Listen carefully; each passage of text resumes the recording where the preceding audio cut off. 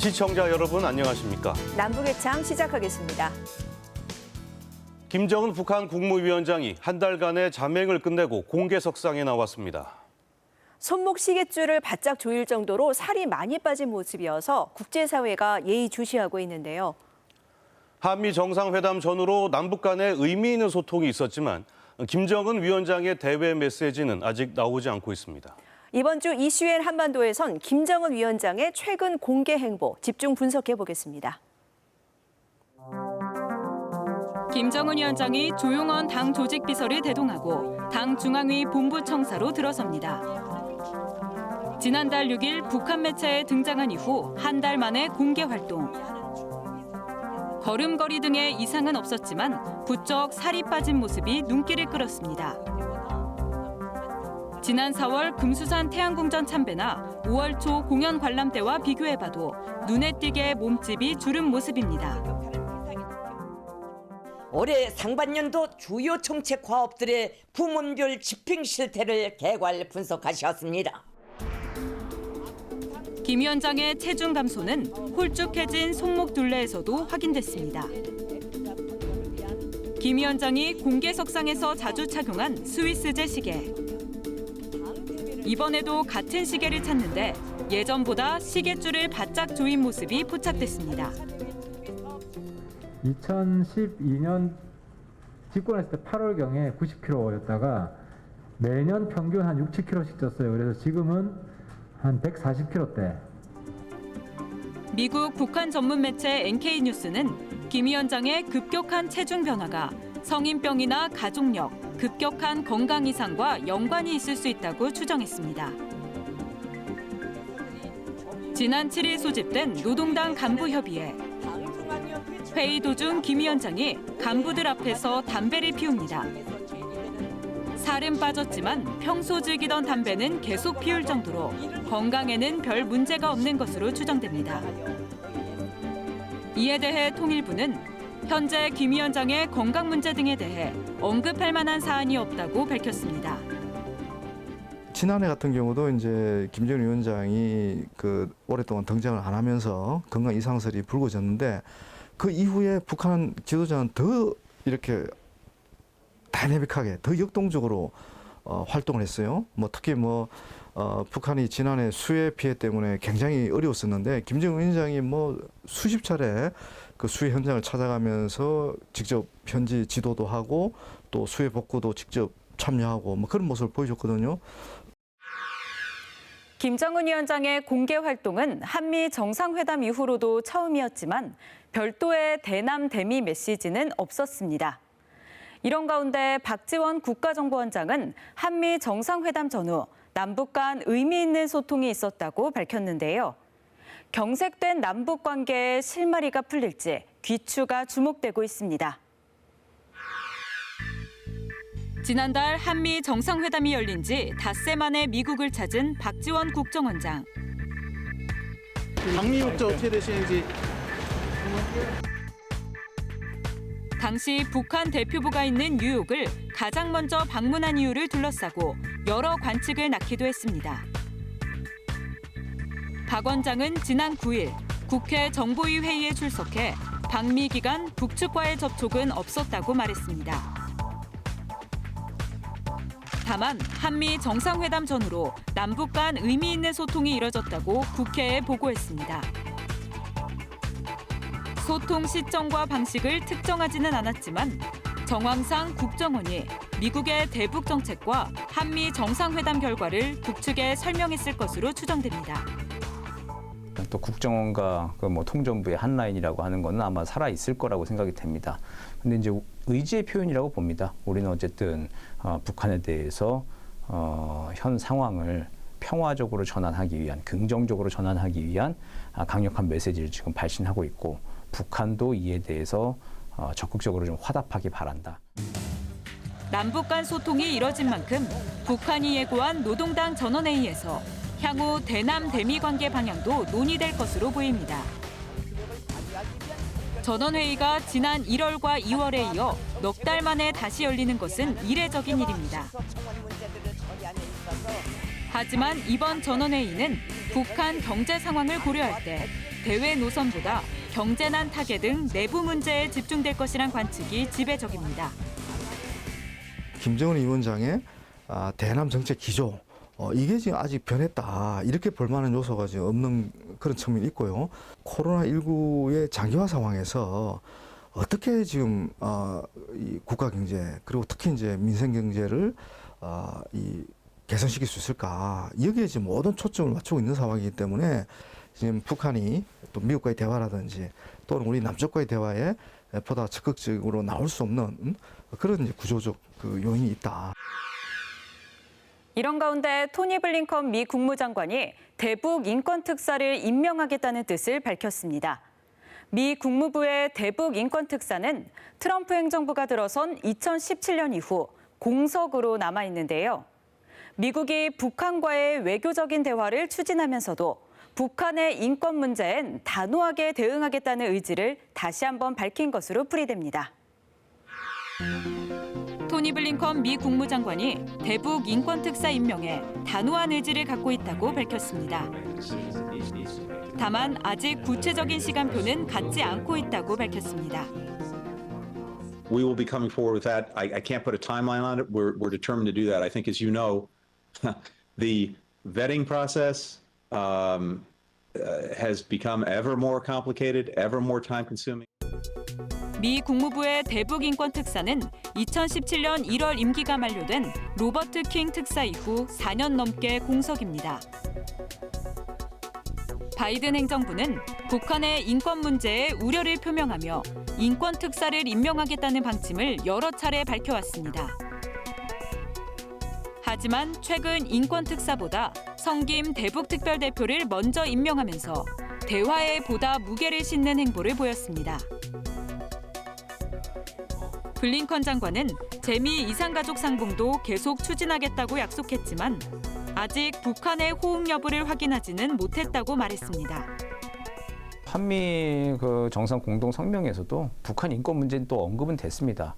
북한으로서는 더욱더 좀 딜레마에 좀 빠질 것 같아요. 어느 장단에 좀 맞춰야 하는지가 좀 잘 모를 것 같고, 그리고 그런 입장에서 봤을 때 북한 입장에서는 이게 미국의 선대북 적대시 정책 철회가 정말 완성이 된 것이냐 의구심을 좀 가질 수밖에 없겠죠. 미국의 대북 인권 특사 임명 방침에는 북한을 대화로 이끌겠다는 계산도 깔려 있는 것으로 보입니다. 한 달간의 잠행을 끝낸 김정은 위원장이 어떤 선택을 할지 공은 여전히 북한에 넘어가 있습니다.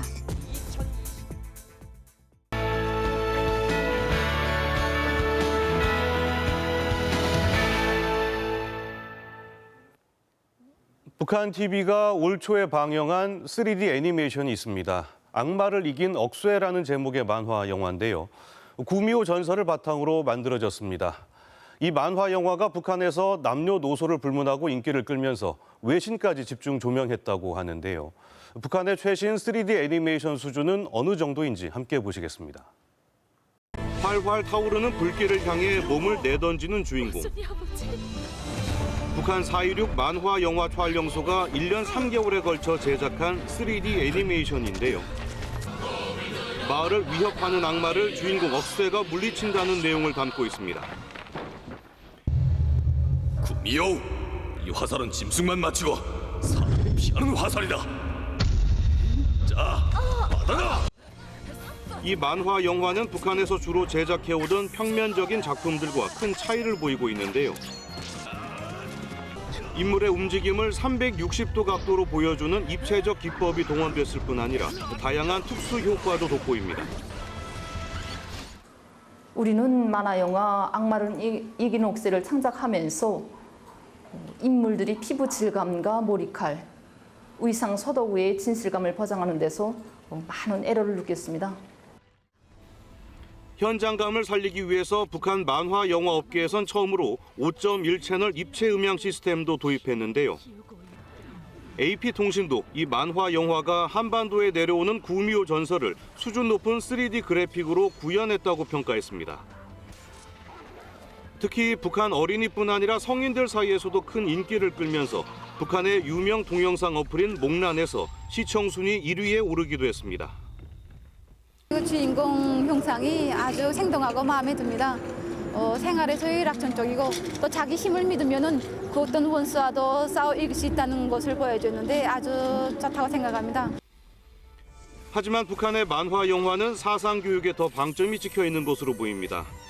이 만화 영화의 원작 동화를 두고 과거 김정일 국방위원장이 사상성이 뛰어나다고 평가하기도 했는데요. 이 때문에 억수에는 북한을, 악마는 외세를 상징한다는 해석이 나오고 있습니다. 지난해 북한은 태풍으로 심각한 피해를 입었는데요. 김정은 위원장이 태풍 피해 지역을 시찰하는 모습도 북한 매체에 여러 번 나왔었죠. 그런데 올해 북한 관영 매체들은 내일 당장 들이닥친다는 각오를 다지라며 벌써부터 태풍 대비를 강조하고 있습니다. 함께 보시겠습니다. 함경남도 함흥의 잔잔한 바닷가, 일꾼들과 중장비가 분주하게 드나듭니다. 올해 태풍에 대비해 해안 구조물을 보강하기 위해서인데요. 북한에서 넷불 부재라고 불리는 방파제 블록 1,800개가 바닷가에 배치됐습니다. 그래서 올해 우리는 모든 일꾼들과 당원들과 근로자들 총발동해서 그 어떤 해가 태풍이 피해도 그 뜨겁게 하기한 사업을 분기 있게 내밀고 있습니다. 강원도 곳곳에선 제방을 쌓고 하천의 진흙과 모래도 파내고 있습니다. 태풍이 지나가거나 폭우가 내릴 경우 주변 농경지가 잠길 위험이 있기 때문입니다. 현재 금성천 화환공사를 선행시키고 있습니다. 그 어떤 큰 물이 나도 끄떡없는 제방을 쌓자는 것입니다. 특히 강원도 김화군은 지난해 8월 중순에만 연평균 강수량과 맞먹는 800mm의 물폭탄이 쏟아지기도 했는데요. 조선중앙TV는 지난해 3차례의 태풍이 지나갈 때마다 현장에 기자들을 급파하고 특보 방송을 내보내기도 했습니다. 현재 여기 신포지대는 이렇게 세찬 바람과 함께 많은 양의 비가 내리고 있습니다. 지난해 김정은 위원장 요청으로 12,000여 명의 평양 당원들이 태풍 피해 복구에 동원되기도 했는데요. 올해도 태풍이 2-3번 지나간다는 예보에 따라 북한 전역에서 태풍 대비에 만전을 기하는 모습입니다. 큰 물과 태풍 피해가 닥쳐올 수 있다가 아니라 내일 당장 온다 이런 관점을 가지고 책임성 있는 일꾼들을 파견해서 위험 개소들을 제때 찾아서 사전에 대책해 나가고 있습니다. 김덕훈 북한 내각 총리도 최근 황해남도 지역 시찰에서 태풍 대비를 철저히 하라고 지시했습니다. 노동신문도 경제개발 5개년 계획에 차질을 빚어선 안 된다며 태풍 대비 작업을 더욱 독려하고 있습니다. 지난해처럼 대규모 인력이 태풍 피해 복구에 투입되는 상황을 피하기 위한 것으로 보입니다. 지금까지 요즘 북한인이었습니다.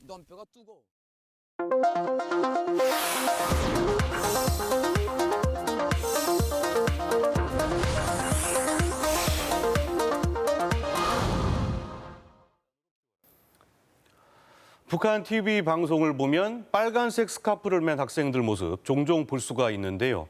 바로 조선소년단 소속 학생들입니다. 네, 지난 6일이 북한의 조선소년단 75주년 창립 기념일이었다고 하는데요.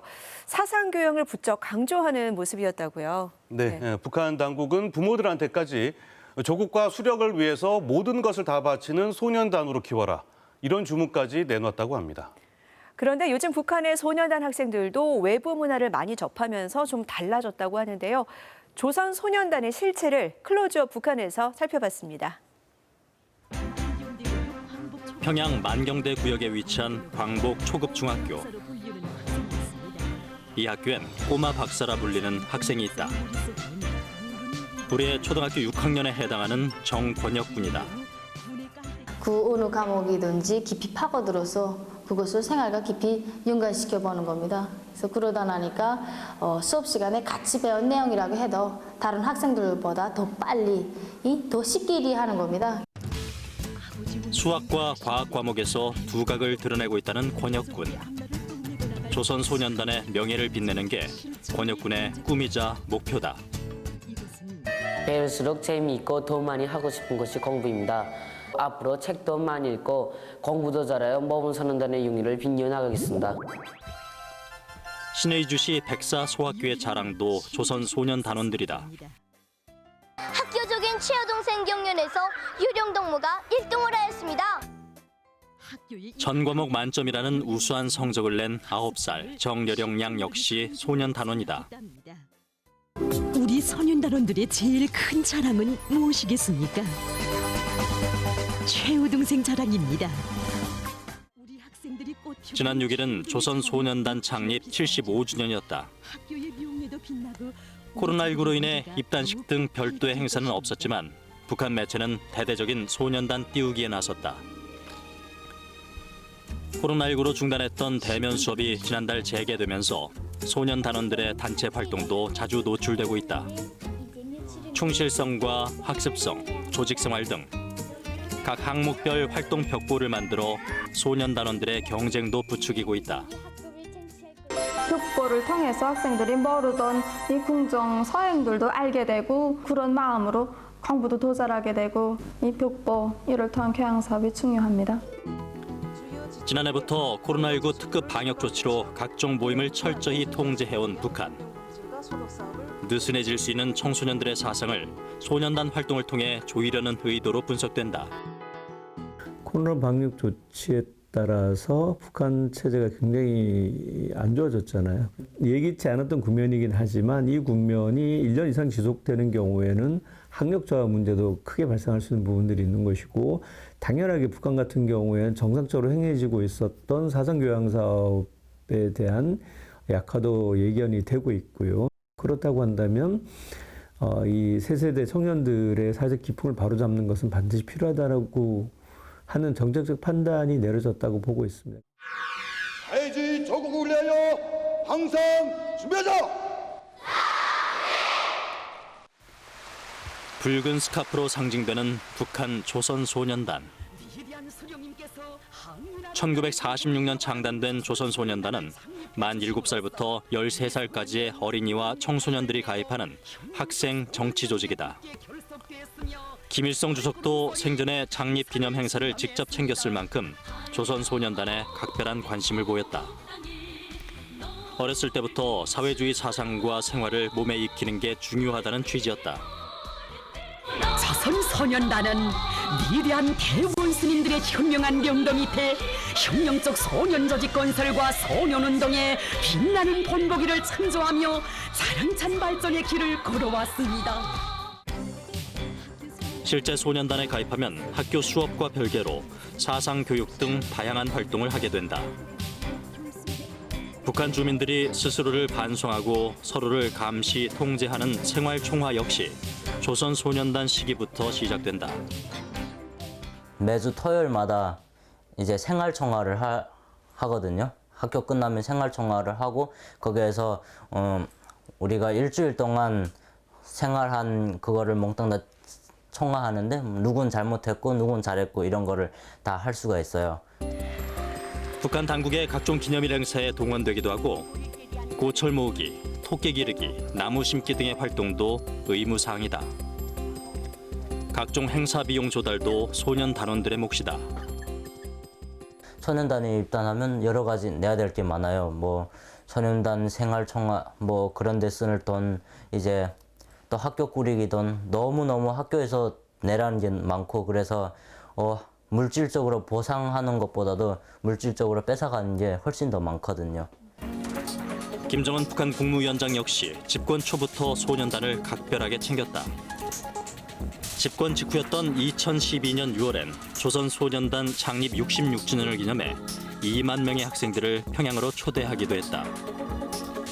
학생들을 수송하는 데 버스와 기차, 비행기까지 동원하면서 당시 상황을 담은 동요까지 등장했다.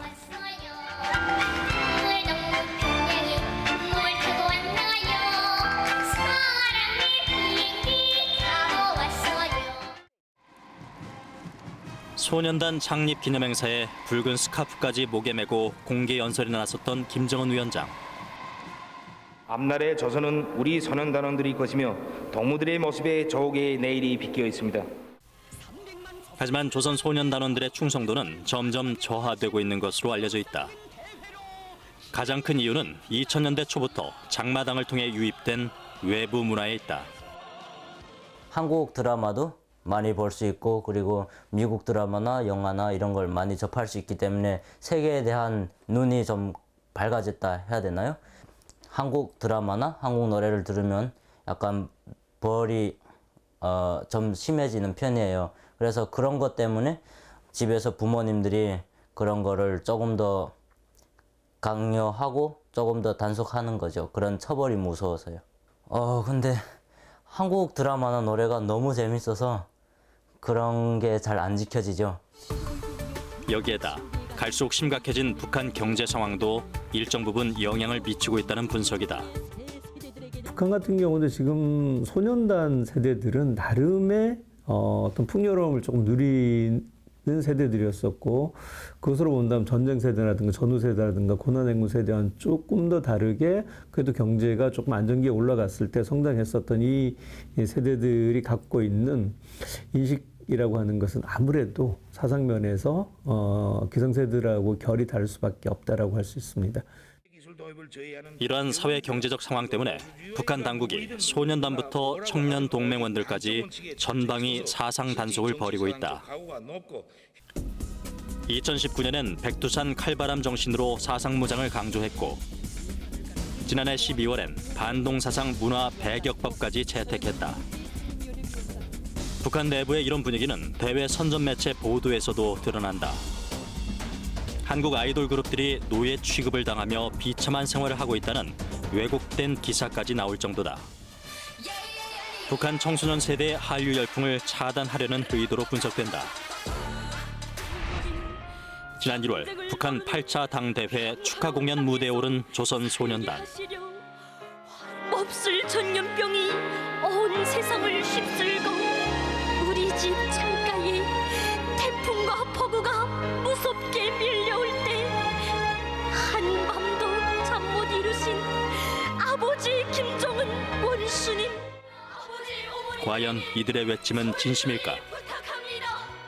우리들의 소원 중에 소원은 우리 원수님의 안녕입니다.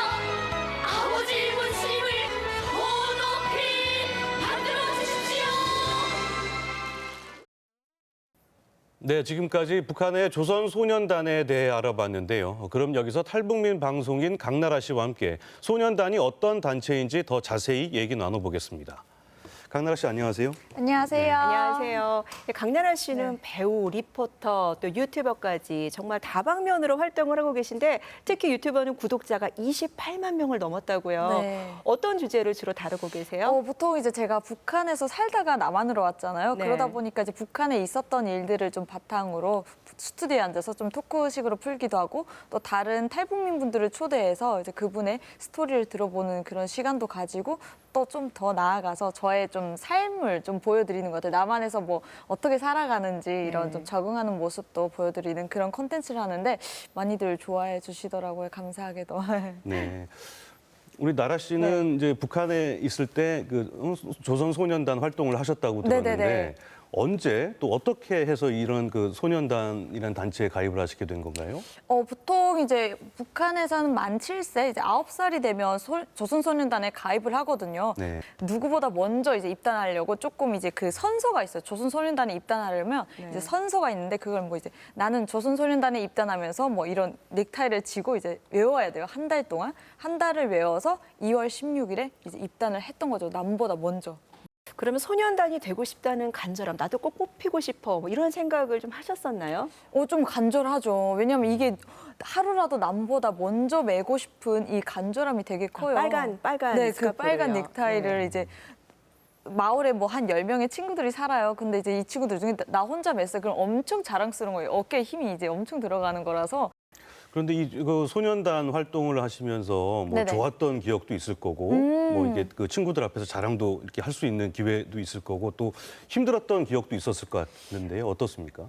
일단 좋았던 기억은 제가 이제 조선소년단원이 되면서 송도원 국제소년단 야영소라는 네. 곳이 있어요. 예. 거기 이제 그 야영을 갈 수 있었던 게 정말 좋았고, 그리고 좀 힘들었던 점은 항상 뭐를 많이 내라고 해가지고 눈 뜨면 자꾸 내라고 하거든요, 학교에서. 네, 소년단원이 되면 이제 뭐 토끼풀 뜯으러도 가야 되고, 이제 학교 부업지가 있는데 거기에 가서 동원도 해야 되고, 그리고 이제 그 꼬마 계획으로 이제 그 토끼 가죽 이런 것들을 이제 인민군대 아저씨들한테 보내야 되는 그런 것들 때문에 좀 부모님도 저희들도 힘들었던 것 같아요. 강나라 씨, 아까 화면에서도 나왔지만 네네. 그 조선소년단 활동 중에서 이제 생활총화라는 게 있더라고요. 네네네. 이게 좀 궁금하거든요. 어떤 과정을 거치는 건지. 단원이 되면 이제 평생 이제 늙어 죽을 때까지 해야 되는 그게 바로 생활총화거든요. 9살이 되는 순간부터 이제 매주 토요일마다 하는데 생활총화를 자아 비판을 먼저 해요. 내가 이번 주에는 이렇게 뭘 잘못했다, 학교를 제대로 안 왔다 이런 식으로 비판을 하고 누군가를 상호 비판을 해야 돼요. 안 하면 안 돼요. 그래서 보통 이제 친구들끼리 하면 진짜로 하면 싸우고 이게 힘들어지잖아요. 친구 관계가. 그래서 짜요, 친구들끼리. 야, 내가 오늘 너 비판할 테니까 너 오늘 날 비판하라. 서로 비판하기 있잖아요. 네, 어떻게 보면은 뭐 아이들 입장에서 참 엄격하고 힘들 수도 있는 조직인데 네네. 그럼에도 불구하고 충성 경쟁을 한다는데요. 왜 그런 걸까요?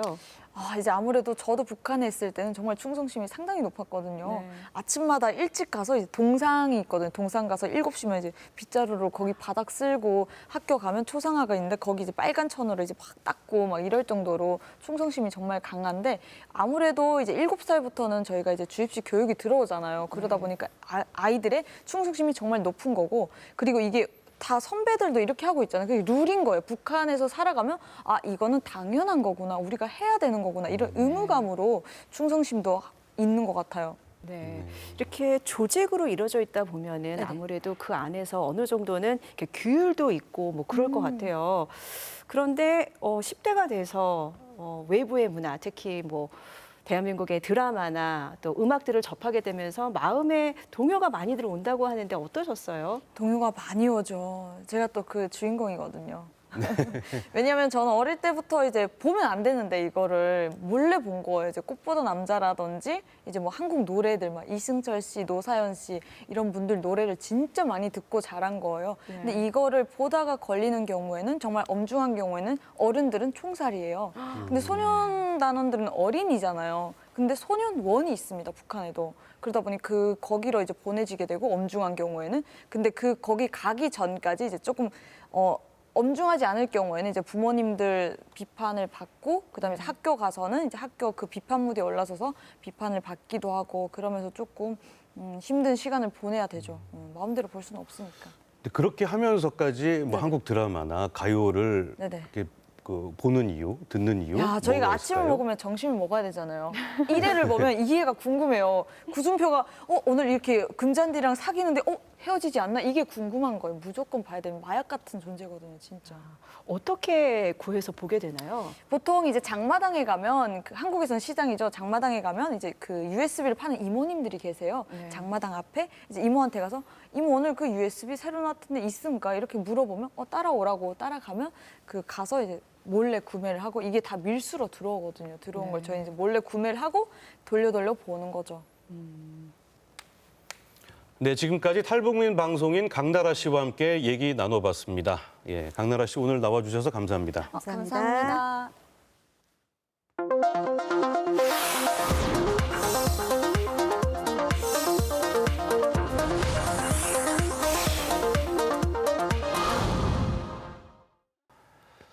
네, 코로나 때문에 지금은 갈 수 없지만 백두산은 요즘 같은 초여름부터가 본격적인 관광 성수기라고 하는데요. 네, 중국 쪽에서 해발 2,744m 백두산 천지에 오르면 북한 지역까지 훤히 볼 수가 있는데요.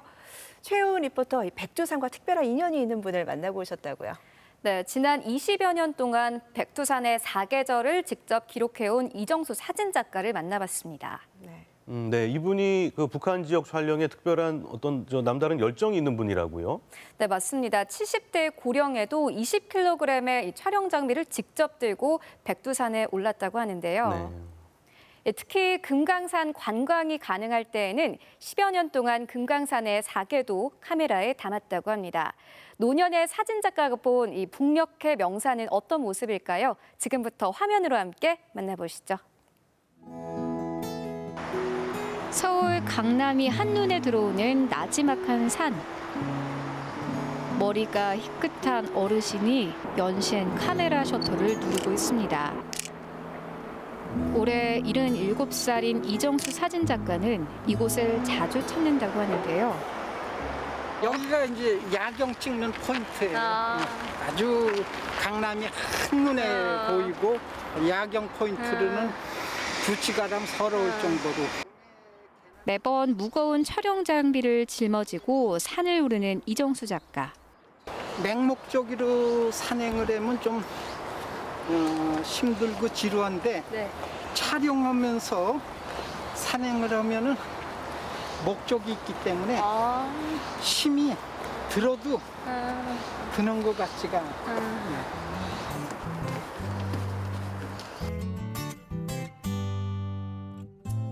이정수 작가는 1998년 11월에 처음 금강산을 다녀왔는데요. 화려한 풍경에 반해 본격적으로 산과 관련된 사진과 영상을 촬영하기 시작했습니다.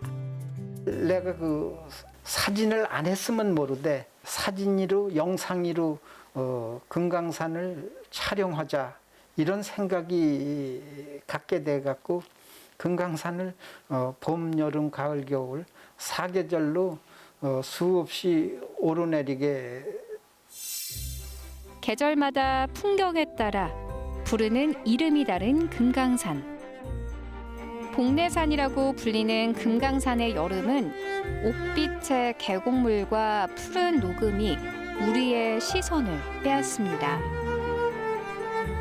가을의 풍악산은 알록달록한 단풍이 화면에 한가득 담겼고 겨울의 계골산에선 하늘로 뻗은 나무들과 기암 괴석들이 하얀 옷으로 갈아입습니다. 북한 당국이 이정수 작가에게만 특별하게 공개한 곳도 있다는데요. 수정봉이라는 데를 올라가야만 이 장전항을 이 복주머니 같이 되어 있는 곳이 한눈에 볼 수 있는 곳이거든요. 이걸 3주년 때 저한테 선물로 촬영 허가를 해준 지역이기도 합니다. 금강산 관광이 중단된 지 14년째. 이정수 작가는 작품 활동을 멈출 수밖에 없었는데요. 이때부터 이 작가는 새로운 작업에 몰두하게 됩니다. 1년 중 절반 이상이 눈으로 덮여 있는 백두산. 6월 말 천지 주변에만 피는 좀참꽃이 만개하면 비로소 봄이 시작됩니다. 1,400여 종의 자생식물이 싹을 틔우고 산에 활력이 넘쳐흐르는 8월이 되면 백두산은 여름의 중턱에 접어듭니다. 여름의 푸르름도 잠시, 한 달밖에 안 되는 짧은 여름이 지나가면 백두산은 단풍으로 옷을 갈아입습니다.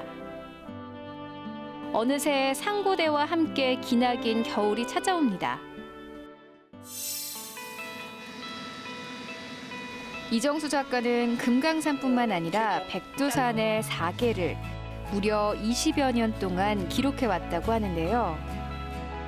맹렬한 추위와 싸우기 일쑤였고 중국 공안한테 촬영 장비를 뺏기는 등 고비도 많았습니다.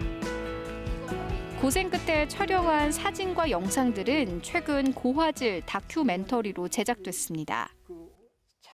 수년간에 거쳐서 봄, 여름, 가을, 겨울 4계를 담아온 거를 저 혼자 갖고 있으면은 의의가 없지 않습니까? 네. 만인한테 널리 우리 민족의 영상 백두산을 볼 수 있게끔 브루레이 고화질로 제작이 된 겁니다. 작품에 숨을 불어넣는 후반 작업은 강성구 씨가 담당합니다. 이정수 작가와 15년을 함께했다고 하는데요. 조금 날른 것 같으니까 약간 눌러주면 더 깊이가 있겠습니다. 지금 어떠세요? 지금 좋아. 지금 좋고 깊이감이 있어. 생생한 풍경을 계속 접하다 보니 백두산에 대한 관심도 커졌다고 합니다. 저희 나라에서는 좀 보기 힘든 사진들이 거의 대부분이고요. 네. 사계절을 다 한 번씩 같이 가볼 계획이 있었거든요. 네. 그게 딱 단절되는 그 타이밍에 못 가게 돼갖고 좀 많이 아쉬운. 네. 이정수 작가는 코로나19가 시작된 지난해 초부터는 백두산에 오르지 못하고 있습니다. 그래서 요즘 시간이 날 때마다 찾아보는 영상이 있습니다. 중국 당국이 보호하고 있는 백두산 호랑인데요.